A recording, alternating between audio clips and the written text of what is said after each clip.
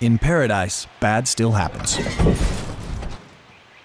First Insurance protects your auto, home, and business with great coverage, rates, and service. Ask your agent for a quote from First Insurance.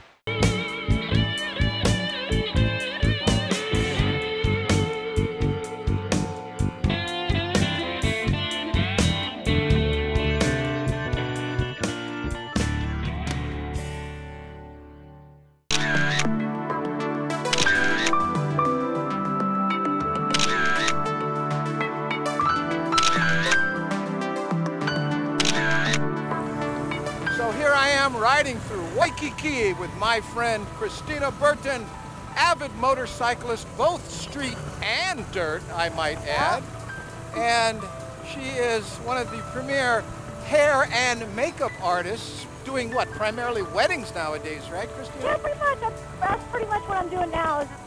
As a makeup artist, do you have any suggestions for other women who ride, or I guess even men? You know, there's got to be like skincare tricks and such? I think it depends on what you're going to, what you're doing. Are you going to be out all day long? Then I suggest packing some things that in a minimalist way. I use contact lens cases to carry sunscreen in, keeping things in a minimalist, confined. It's not like you're carrying a big giant purse. Most men, you know, men and women, they're not carrying big backpacks. And that's the motorcycle influence coming in there because you have limited space. Yeah. Every day it's a different thing, okay? Am I going to be in a vehicle or am I going to be on my motorcycle? Am I talking to you from a motorcycle perspective or just from a complete beauty industry perspective, right? Now you ride, what, almost every weekend up at Kahuku dirt bike, right? Yeah. The riding up at the North Shore on Kahuku is unbelievably beautiful, and every level, from expert level to the novice beginner level, it's just a huge family fun weekend. Yes, we go up there every Sunday.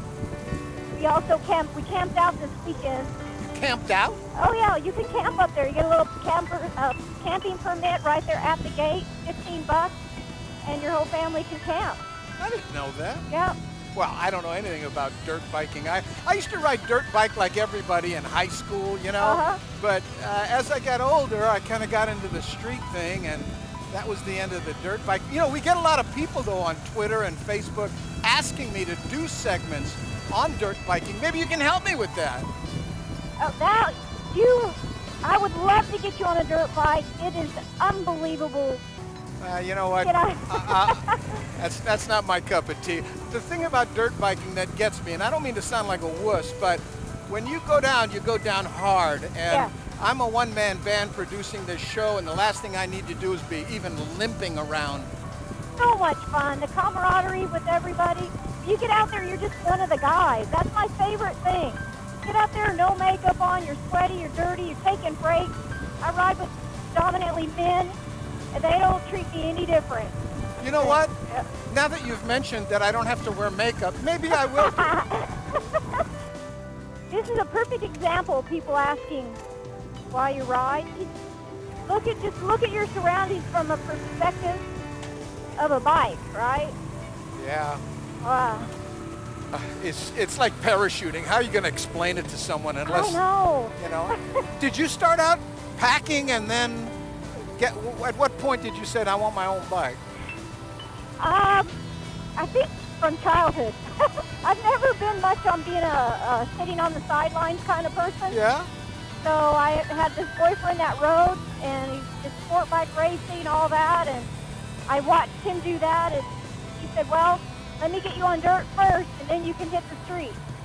So it wasn't very much that I was ever packed. Your bike that you designed, tell me about that. I know you took a... I have a KTM, but we took a KTM 200 and put it in a 150 chassis. So that, because I'm short, I'm 5 foot tall, I need to have some good power, and I had a small bike and was getting caught up on logs and this and that, so the only way to step it up to a big boy bike, so to speak, was to be able to get one that could be modified. So it's a 200 KTM in a 150 chassis with lowering links, a cut seat, the whole bit. There's so many modifications to do. If you want to ride, then it's possible. It doesn't matter what size you are. I do have a car, and I pretty much use it just to take my dirt bike up to North Shore. I'm serious.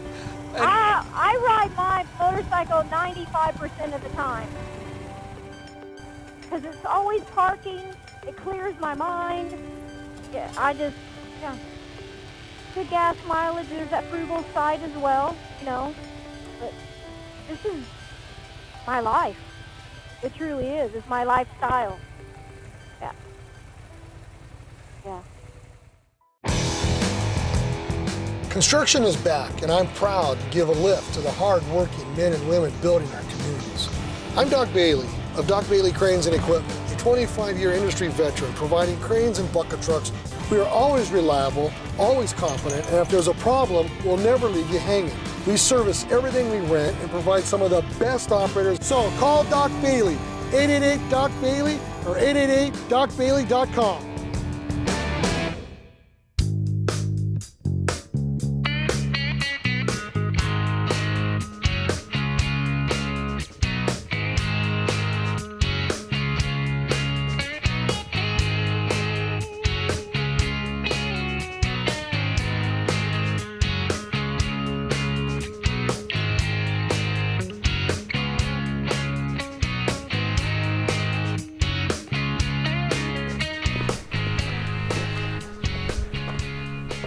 This is not so much a review as much as it is a rider impression of this 2012 Victory Cross Country.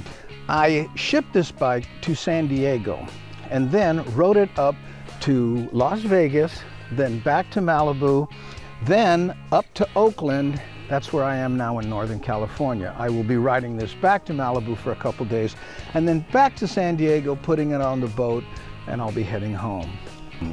Nothing broke. There's a little oil leak that, you know, it's about a dime sized, and I think what happened was when I had the bike detailed in Las Vegas, the guy went under there with a pressure washer, and I think he hit that rubber seal there and might have compromised the integrity. But it drips about a dime sized drip of oil and then stops when it cools down, and I always check it. It's never low. These bags and one big bag that I put up on the top are what I've been living out of for the last month and a half. Biggest bags in the industry, all my stuff fits in it, everything I'm using to shoot here. I love these Arlen Ness mirrors, even though the finish kind of got eaten up by the weather and whatever. The shape of them, this little point right here, actually gives you a little extra when you're trying to change lanes in both directions, especially when you're on the 4 lanes and such. The bike is called a Victory Cross Country, and I'll tell you what, it loves the open road. It just gets up to 70 and 80 and wants to just be there, right? I'm more comfortable about 65, but I set the cruise control at times on this bike at 85 miles an hour so I wasn't rear-ended by 18-wheelers. And when I'd slow down and pull in for gas as I'm doing stop and go to the station, it sounded better. It's the weirdest thing, but just like a racehorse that just had a nice run or something, you know? The ABS saved my bacon, as I mentioned in the first review a number of times, especially when it was rainy, which it did. Everyone said, there's a drought in California.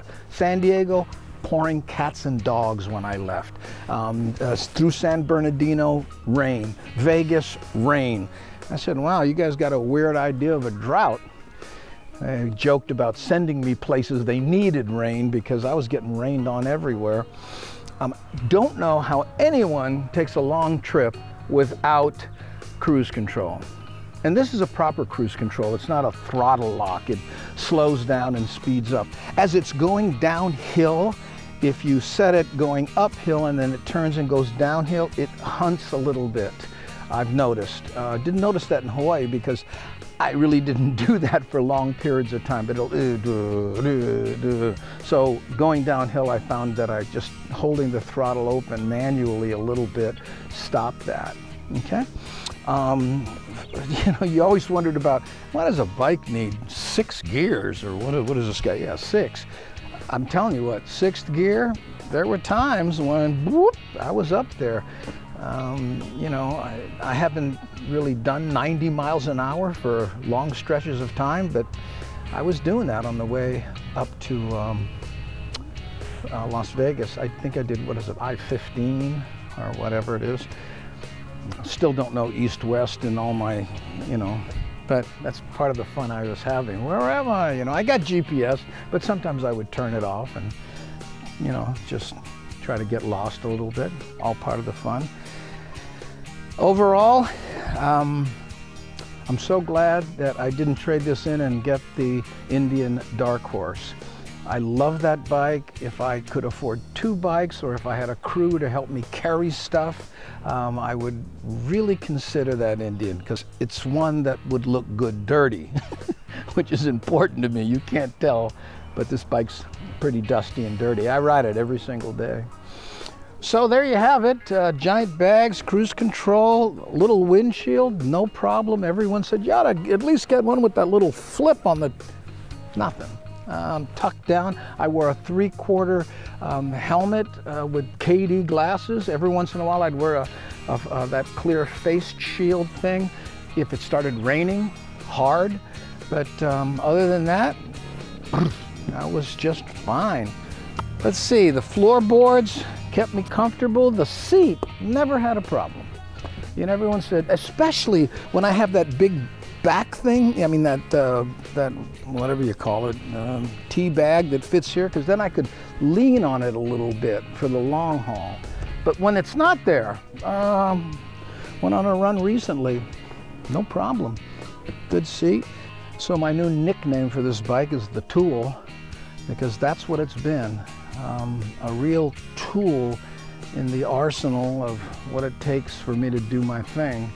For a while I was calling it the truck, you know, because of the bags, but there's other things, like these engine guards. I actually lost it on a gravel, and the kickstand didn't hit, and it fell over on a little hill, and if it wasn't for this left engine guard, I think the whole bike would have toppled over. I would have hit the fairings and rolled over on the bags, but it went boom, oh, and I was just, you know, embarrassed. Gas mileage? I don't know, I think I've been averaging about at least 50, you know, sometimes more. If I could get it up in 6, then, you know, stay out of the way of 18-wheelers. Real happy. So there you have it. About 22,500 on a 2012 Victory Cross Country, the Tool. This is Andy Bumatai, and I have a question for you. Do the brands you choose while grocery shopping help feed those in need in Hawaii? Did they help support the Puna community rebuild after the hurricane? When you have a choice, choose to make a difference locally. Choose Hawaiian Values. And by the way, if you don't see Hawaiian Values products at your grocer, club, or retailer, ask them to carry Hawaiian Values and support our local community. Moe ino ino na moe moe ana pu nohu nohu na haumia he mu oia. He mu. Eli eli. Noa. Ya e. Noa honua. He mu oia. He mu. He mu na moe ino ino na moe moe ana pu nohu nohu na haumia he mu oia. He mu. Eli eli. Noa. Ya e. Noa honua. He mu oia. He mu. He mu na moe ino ino na moe moe ana pu nohu nohu na haumia he mu oia. He mu. Eli eli. Noa. Ya e. Noa honua. Mahalo.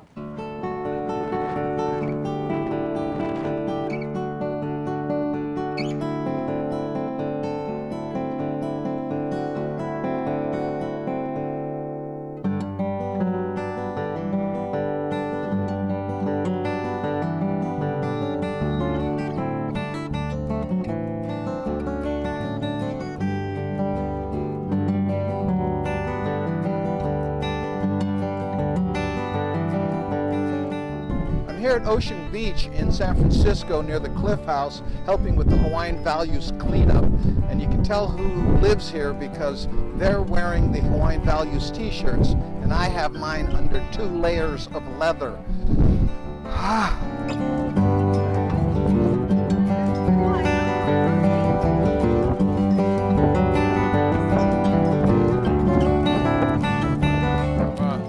What's the beach like? Pretty cold, bro. It's not Hollywood, that's for sure.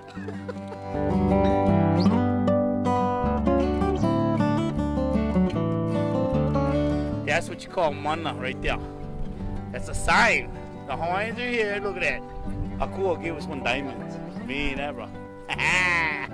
Mahalo.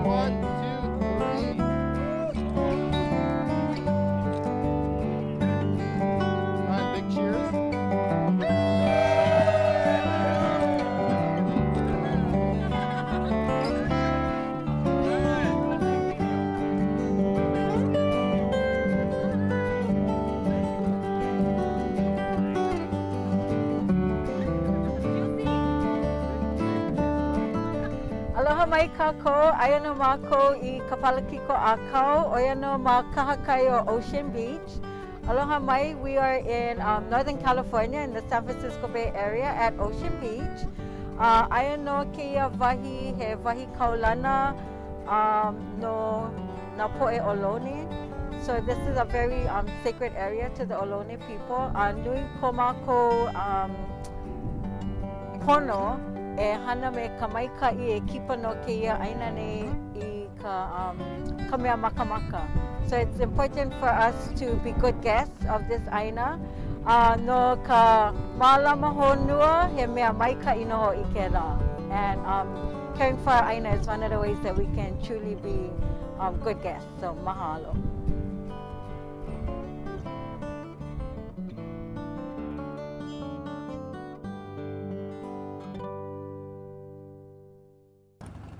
All right. Got Mr. Andy Bumatai.